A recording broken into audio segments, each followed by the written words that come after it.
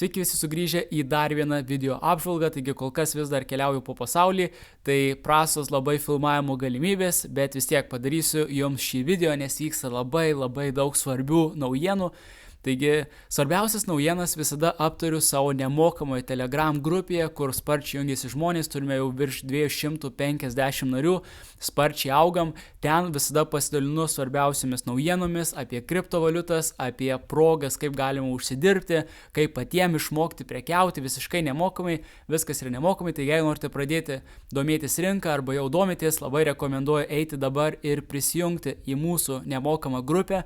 Ten labai greitų metų bus labai svarbus pranešimas, tai yra didžiulis projektas, prie kurio mes dirbame, kuris žmonėms, kurie net nėra pradėję prekiauti rinkoje, tai yra projektas, kuris suteiks jums galingus įrankius, apmokys jūs, kaip jais naudotis ir realiai kiekvienas žmogus, kuris net neturi patirties rinkoje, galės paprastai investuoti, tai yra įrankiai, kurie nuspėja, kur keliaus rinka ir taip toliau, taigi viskas greitų metų bus pranešta grupėje, taigi prisijunkite į grupę, spausti subscribe šiam video, kad nepraleistumėte jokių naujienų. Taigi, kokia yra situacija? Situacija per praeitą video vyksta lygiai tas pats, ką aš ir sakiau, ką ir nuspėjau.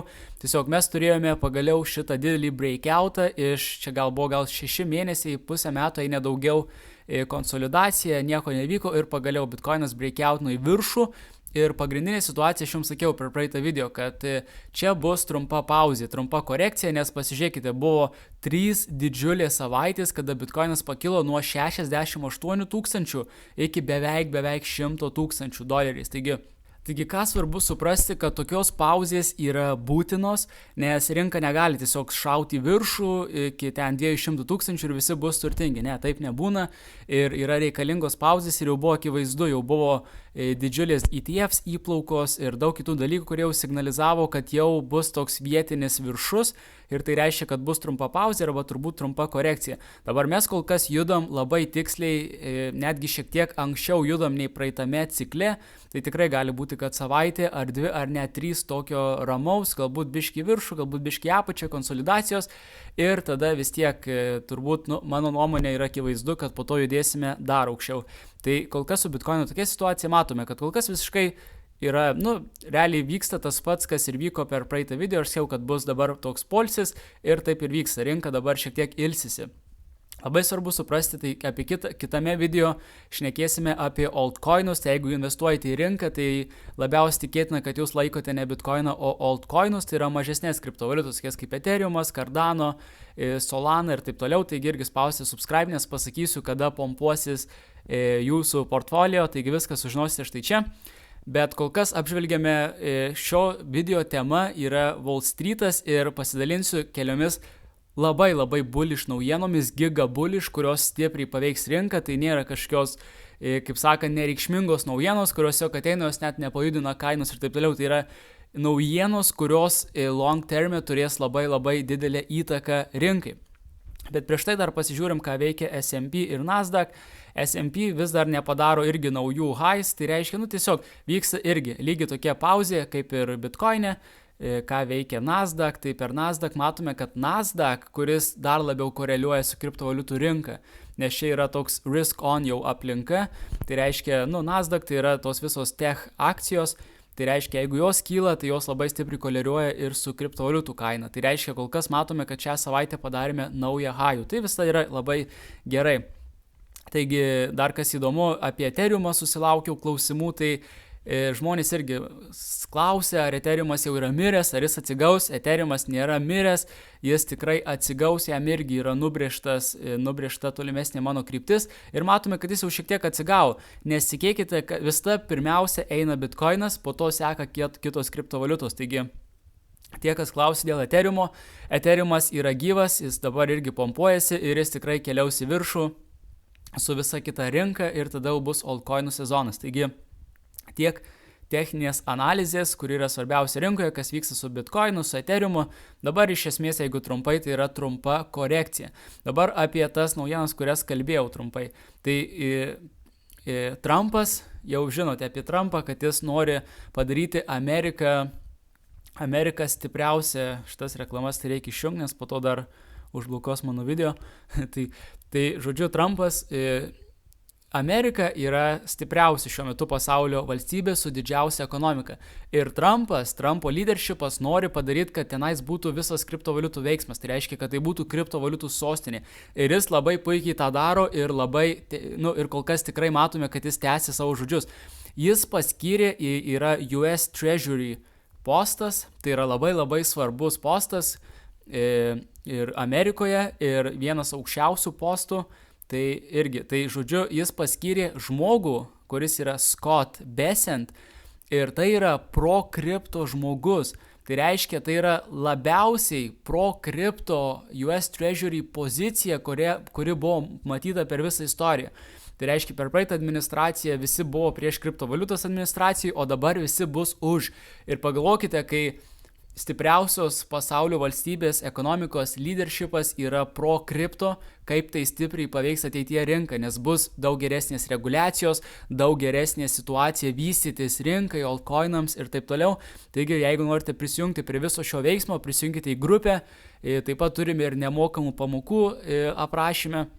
Taigi viskas yra nemokamai, pasižiūrėkite visus linkus aprašyme, prisijunkite į grupę, galite užsiregistruoti į nemokamą pamoką ir taip pat greitų metų sulauksite pranešimų apie tuos įrankius, apie kuriuos šnekėjau, kurie padeda žmonėms investuoti ir prekiauti rinkoje. Taigi nebūkite kaip ta avių banda, kuri prisijungs vėliau ir praras pinigus, jau dabar laikas domėtis kriptovaliutomis. Tai paskyrė tokį žmogų ir šis žmogus tiesiogiai gali paveikti irgi rinką. Jau žinote, kad yra Bitcoino ETF'ai, tai reiškia Bitcoino ETF'ai, bet dar neturime altcoinų ETF'ų, apart Ethereum'o. Tai reiškia, US Treasury pozicija labai stipriai gali įtakot.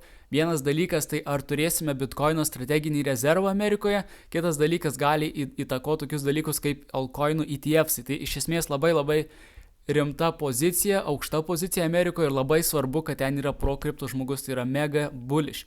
Tai apie ETF'us tai mes turėjome per vieną savaitę, irgi dalinausi naujienomis šiomis ir kitomis naujienomis, kodėl Bitcoinas dabar ir sustoja savo nemokamoje grupėje, bet paminėsiu dar kartą, jau visą savaitę, per vieną savaitę mes turėjome apie 3 trilijonus įplaukų į Bitcoiną vien tik iš ETF'ų. Tai irgi gausi gal 10x daugiau nupirkta Bitcoinų, nei jų yra iškasama. Tai buvo labai tokia savaitė ir dažniausiai tokios geros savaitės pažymi viršų ir taip ir buvo. Dabar matome, turėjome šiokias tokias išplaukimus. Aišku, parduoda tik tos tokie kaip ARK Invest, tokie mažesnės institucijos, o BlackRock'as arba neparduoda, arba tik perka.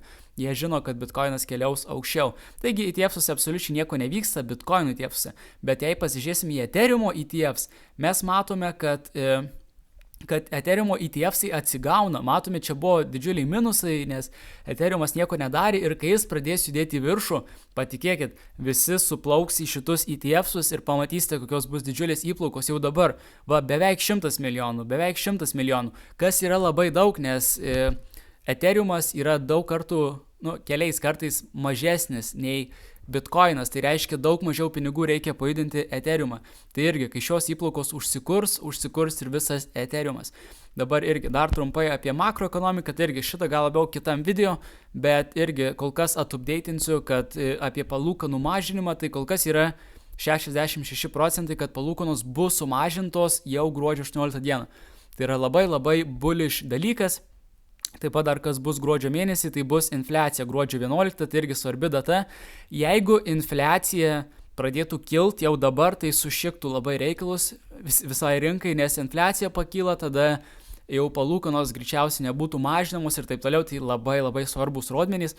Infliacija jau yra labai žemai, todėl mes tikimės vis tiek tų visų palūkanų mažinimų, bet čia labai reiktų tikėtis ir svarbus rodmenys, kad neateitų ta didesnė infliacija neįtikėtas, nes tai būtų labai toks kirtis rinkai. Irgi dar trumpai apie institucijų susidomėjimą rinką, tai MicroStrategy nusiperka už 5 milijardus Bitcoino ir tai daro irgi tokiais intervalais, kurie nėra aiškus, bet tai paima ir nuperka 5 milijardus. Tai 5 milijardai nupirkti per vieną dieną ir dar praeitą savaitę turėjome 3 milijardus įplaukų iš ETF'ų, iš viso 8 milijardai įplaukų į Bitcoiną. Tai dėl to kaina irgi labai smarkiai kyla. Ir dabar kitos svarbiausios naujienos, irgi kaip Wall Street'as dabar po truputį veržiasi į visą šitą irgi reikalą, į kriptovaliutų rinką.